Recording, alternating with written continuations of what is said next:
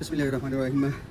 Iran America और Israel war में 5 points हैं जिनके जवाब बहुत ज़रूरी हैं और उनसे मैं स्टार्ट करूँगा। सबसे पहला पॉइंट ये है कि ये जंग स्टार्ट क्यों। जंग इसलिए स्टार्ट हुई, जैसे मैं पहले बता चुका था कि एक इसराइली जो न्यूज़पेपर है उसने भी शायद किया था कि बुलसाई ने स्टॉप किया और इसराइली प्राइम मिनिस्टर उसने ये बताया था ट्रंप को, और ट्रंप इस तरह का बंदा है वो मान भी लेता है। उसको बताया था कि 2 दिन की वॉर है, हम टॉप लीडरशिप को ख़त्म कर देंगे, ईरान क्रॉस में चला जाएगा, अवाम जो है ना वो रिबेल कर देगी एंड देन हैप्पी एंडिंग कोई प्रपोज। लेकिन ऐसा हुआ नहीं है और जो लोग हैं वो प्रोटेस्ट के लिए निकले हैं, लेकिन not against the leadership but against Israeli और अमेरिकन जो बम्बार्डमेंट हो रही है, वहाँ पे जो अटैक हुआ है, जो जुल्म हो रहा है यहाँ पे। जैसे कि उन्होंने प्राइमरी स्कूल की बच्चियों और एलिमेंट्री स्कूल की बच्चियों को शहीद किया, 160 बच्चियों को शहीद किया और 200 से ज़्यादा बच्चियाँ जो है ना वो है ज़ख्मी है। और ये वो लोग हैं जो ईरानियन को आज़ादी देने आए थे, और ये आज़ादी है। और आपको लगता है कि ऐसी चीज़ें देख के ईरानियन जो है वो आपके साथ खड़े हो गए? क्या उन्होंने इराक, लीबिया और शाम नहीं देखा कि वहाँ पे आपने डेमोक्रेसी के नाम पे क्या जुल्म किया है? So you have zero. इनको ट्रंप तो वैसे भी प्रिपेयर नहीं करता कि बस ठीक है कि इवन इसकी जो जनरल था डैनियल केन, उन्होंने भी कहा था कि हमारे पास जो है ना वो लंबी जंग के लिए वसाइल नहीं है, क्योंकि we already have consumed a lot of जो मिसाइल्स हैं और डिफेंस है वो हम यूक्रेन में बहुत ज़्यादा खपा चुके हैं। लेकिन इसने नहीं सुनी और ज़ायनिस्ट के बारे में आ गया। दूसरा पॉइंट ये है कि व्हाट्स गोइंग ऑन, अभी चल क्या रहा है? चलना क्या है जी, Hormuz, strait of Hormuz closed है और उन्होंने IRGC ने क्लोज करके ट्वीट किया है कि we challenge to the orange pig, अगर उसमें हिम्मत है तो आगे से खोल के दिखाए। बाबुल मुंदब क्लोज है, वो हुतियों ने क्लोज कर दिया क्योंकि वो भी जंग में आ गए हैं, हिज़्बुल्लाह जंग में आ गया, वो भी अटैक कर रहे हैं इसराइल पे। उसके बाद हुती इसराइल पे अटैक कर रहे हैं, ईरान इसराइल पे अटैक कर रहा है। वहाँ पे टोटल ब्लैकआउट है, इन्फॉर्मेशन ब्लैकआउट है। वो वीडियोज़ बनाने वालों, अपने ही वीडियोज़ बनाने वाले शहरियों को जो है ना वो सजाएं दे रहे हैं, उनको मार रहे हैं और फुल ब्लैकआउट है। एक बात भी बाहर नहीं आ रही अनलेस अनटिल के वो जो यहूदी लोग है वो कुछ बता रही है, तो बस वही बाहर आ रही है। वैसे अकॉर्डिंग टू ईरान, उन्होंने बीबी नेतन्याहू का जो ऑफिस था उस पर भी अटैक किया है, उन्होंने मुसाद के हेडक्वार्टर पे भी अटैक किया। 3 शहर हैं इस टाइम जो अंडर अटैक हैं, वेस्ट यरूशलेम ऑक्युपाइड बाय द मुक़द्दस, और दूसरा ऑब्वियसली जो उनका तल अवीव है वो, और एक तीसरा शहर भी है वो भी उनका अंडर अटैक है। कंटिन्यूस अटैक हो रहे हैं जी, ये बाकी यही है।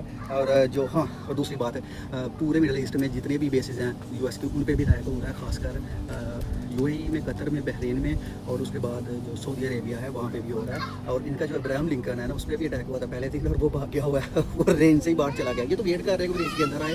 और जो चाइनीज़ एंटी जो शिप मिसाइल्स हैं उनको यूज़ करें और चेक करें, टेस्ट करें, जैसे पाकिस्तान में भी उन्होंने फैसला चेक किया था, उसको चेक करें। अच्छा जी, कैजुअलिटीज़ क्या है? कैजुअलिटीज़ जो मैंने पहले बताया कि इसराइली कैजुअलिटीज़ का पता नहीं चल रहा था, तो वो बाहर आने की बात नहीं दे रहे। लेकिन जितनी वीडियोज़ हम देख रहे हैं इंटरनेट पर, हमें पता चल रहा है कि वहाँ पर भी बहुत ज़्यादा जो है ना कैजुअलिटीज़ हो रही हैं। बाकी ईरान में तकरीबन 700 से ज़्यादा लोग बाशमूल 150-160 बच्चियों के शहीद हो चुके हैं और तेहरान में बहुत ज़्यादा बम्बार्डमेंट हो रही है। उसके बाद जो है ना वो अमेरिका के F-15 जेट्स गिरे हैं जो कुवैत ने कह रहे हैं कि फ्रेंडली फायर में गिराए हैं। इसकी बात मैं ये कहना चाह रहा हूँ, फ्रेंडली फायर की बात के ऊपर जो है ना वो बात हुई कि वो चाइना ने जो हैक करके ना उनका जो डिफेंस सिस्टम था कुवैत का, चाइना ने हैक किया, इसकी वजह से वो गिरने शुरू हो गए हैं और इन्होंने हैक करके गिराया। ये ईरान भी जो है ना वो क्लेम कर रहा है, क्योंकि खुद अगर फ्रेंडली फायर में गिरे तो एक ही गिर सकता है, इतने ज़्यादा कैसे गिर सकते हैं।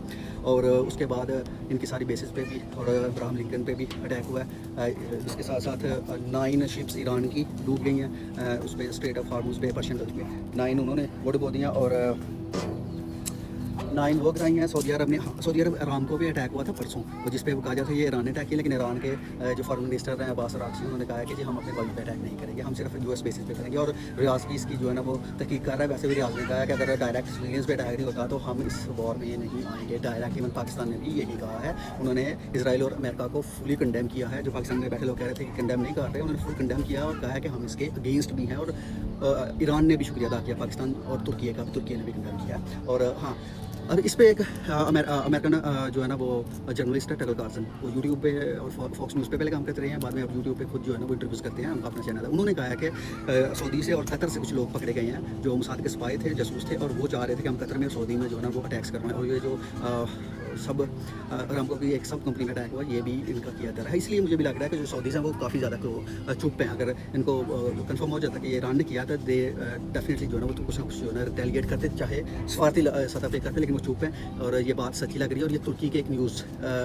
तुर्की के एक नहीं, तकरीबन तुर्की का हर न्यूज़ चैनल और न्यूज़पेपर में भी ये बात शाया हुई है। और ये तो इनका वैसे पुराना वतीरा रहा है ज़ायनिस्ट का, कि ये जानबूझ के लोगों को इन्वॉल्व करने के लिए ऐसे करते हैं। जैसे कि अमेरिका को इन्वॉल्व करने के लिए इन्होंने अमेरिकन शिप को डुबोया था और उनका नाम नाजी जर्मनी पे लगा दिया था इल्ज़ाम उसका वर्ल्ड वार 2 में। तो ये इनका यही काम है। तो ये स्पाइस जो है ना वो बहरहाल सऊदी और कतरियों ने खुद पकड़े हैं।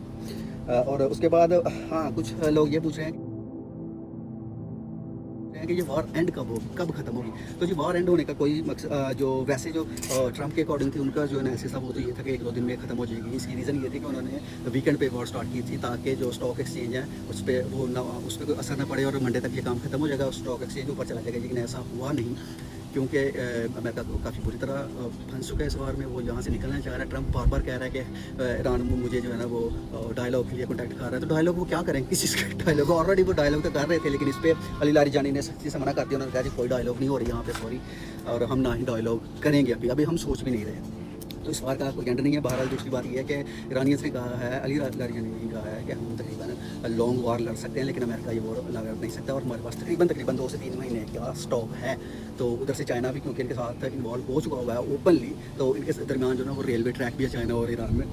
तो वो इनको रेयर अर्थ मिनरल्स और जो भी मिसाइल्स बनाने के रॉ मटेरियल है वो प्रोवाइड करते रहेंगे और ये बनाते रहेंगे। और इनकी जो कैपेसिटी है वो 100 मिसाइल्स पर मंथ है, उसको इंक्रीज़ भी कर सकते हैं। और दूसरा, रशिया भी इनको फुली सपोर्ट कर रहा है। तो ये तो कहीं नहीं जा रहा है, क्योंकि इनका मकसद दिफा है। डिफेंस वाले को ज़्यादा जो है ना कुछ नहीं करना पड़ता। असल मसला ऑफेंस वाले का होता है। तो ऑफेंस में ये हो रहा है कि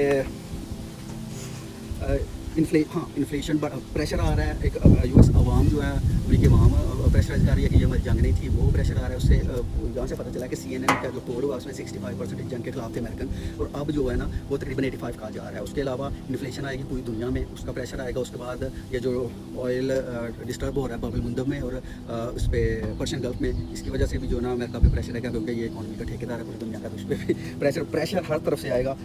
तो हाँ, कांग्रेस रिपोर्ट्स जो है ना कांग्रेस रिपोर्ट्स जो कांग्रेस है अमेरिका की, उसकी रिपोर्ट्स में भी यही है कि ये जो अमेरिका जो प्रेसिडेंट ट्रंप का और उसके वाइस प्रेसिडेंट जेडी वेंस, इन सब का जो नैरेटिव था ना कि ईरान पे हमला करने वाला था, वो फेक है। तो ये कांग्रेस ने भी रिपोर्ट पेश की है कांग्रेस के अंदर। और तीसरा बात, ये नैरेटिव ये पगला गए हुए हैं। ये नैरेटिव चेंज कर रहे हैं डेली बेसिस पे। कि पहले कह रहे थे कि हमने उनका एटॉमिक बम खत्म करना है, फिर कह रहे थे कि हमें रजीम चेंज करनी है, अब कह रहे हैं रजीम नहीं चेंज करनी है, हमने सिर्फ उनका मिसाइल बेस उड़ाना था। मिसाइल बेस नहीं उड़ाना, वो कह रहे हैं कि हमने उनसे पे अटैक इसलिए किया कि वो मुज़ाकरात पे आ जाए। तो वो तो पहले ही मुज़ाकरात पे ये खुद ही जो है ना वो पगलाए हुए हैं। इनका खुद ही पता नहीं। और उनका जो फॉरेन सेक्रेटरी है वो भी आके कह रहा है जी हम पे उन्होंने पहले अटैक कर देना था। इसका भी जो है ना वो कांग्रेस ने कहा कि ऐसा कुछ नहीं है।